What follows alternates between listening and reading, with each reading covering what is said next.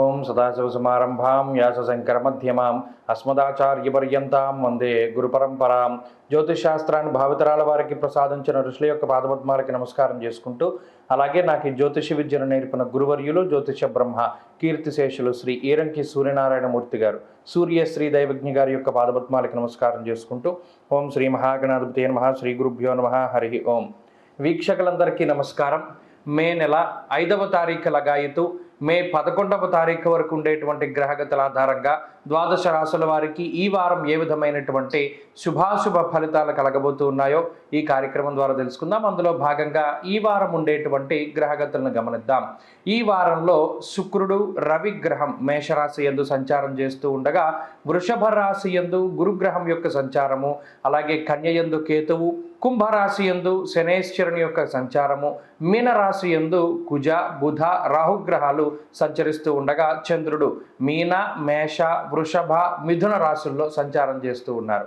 ఇటువంటి పరిస్థితుల్లో ద్వాదశ రాశుల వారికి ఏ విధమైనటువంటి ఫలితాలు కలగబోతుందో తెలుసుకుందాం. అందులో భాగంగా మిథున రాశి వారికి ఈ వారం సానుకూలమైనటువంటి గ్రహస్థితి గోచరిస్తూ ఉన్నది. ప్రత్యేకించి వ్యయస్థానమందు ఉన్నటువంటి గురుడు కించిత్ ఇబ్బంది పెడుతూ ఉన్నప్పటికీ, లాభస్థానమందు ఉన్నటువంటి రవి కానీ శుక్రుడు కానీ యోగించేటువంటి గ్రహాలుగా చెప్పవచ్చును.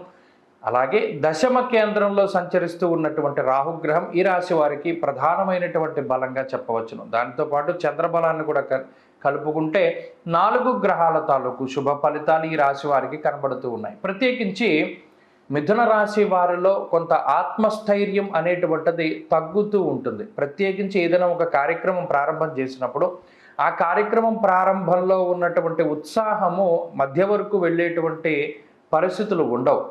అది దీనికి కారణం ఏమై ఉండొచ్చు అంటే, ప్రతి పని మీరే సొంతంగా చేసుకోవాల్సి రావడము, లేదా ఏదైనా ఒక పనిని కానీ ఒక ముఖ్యమైనటువంటి కార్యక్రమాన్ని ప్రారంభం చేసేటప్పుడు ఇతరుల యొక్క సహాయ సహకారాల మీద ఆధారపడి ఆ పని చేసినప్పుడు వారి యొక్క సహాయ సహకారాలు ఇప్పుడు లభిస్తూ ఉండవు. దానివల్ల మధ్యలోకి వెళ్ళిన తర్వాత అసలు ఏ పని చేయాలి, మనం దీన్ని ముందుకు తీసుకెళ్లాలా వదిలేయాలా అనేటువంటి సందిగ్ధావస్థలో ఉంటారు. అంతేకాక ఏ పని ప్రారంభించినా సరే అది అంత ముందుకు సాగదు, ఏదో ఒక విఘ్నం వస్తూ ఉంటుంది.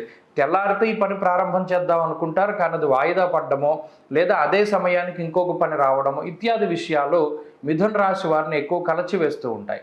ప్రత్యేకించి ఆత్మనూన్యతా భావము అనేటువంటిది కొంత పెరుగుతూ ఉంటుంది.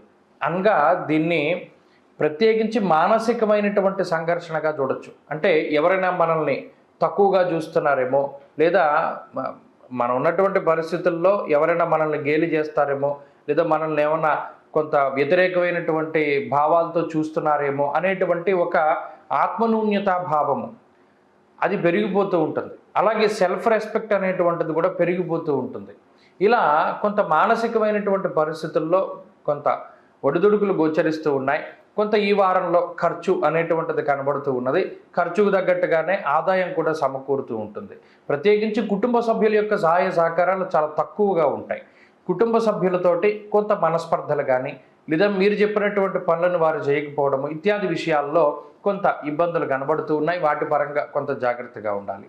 అయితే ఈ వారంలో ప్రత్యేకించి ఉద్యోగపరమైనటువంటి విషయాలు చాలా అనుకూలంగా ఉన్నాయి. ఉద్యోగ మార్పుకై లేదా ఉద్యోగంలో ఏదైనా ప్రమోషన్కై ఆశిస్తూ ఉండేటువంటి వారికి మంచి శుభవార్తలు రానున్నాయి.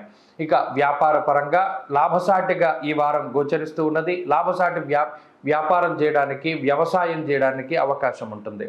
అంతేకాక విద్యార్థులకి గ్రహగతులు చాలా అనుకూలంగా ఉన్నాయి. స్త్రీలకు ప్రత్యేకించి ఈ గ్రహస్థితి ఉద్యోగపరంగా మంచి ఫలితాలను ఇస్తూ ఉంటుంది. మిథున రాశి వారు ఈ వారంలో మరింత అనుకూలమైనటువంటి ఫలితాలని సాధించడానికై దత్తాత్రేయ స్వామి వారి యొక్క ఆరాధన, సిద్ధమంగళ స్తోత్రాన్ని పారాయణ చేస్తూ ఉండడం చెప్పదగినటువంటి సూచన. ఈ వారంలో కలిసి వచ్చేటువంటి రోజు ఆదివారంగా చెప్పవచ్చును. అదృష్ట సంఖ్య 2, అదృష్ట వర్ణము లేత ఎరుపు రంగు. తదుపరి కర్కాటక రాశి.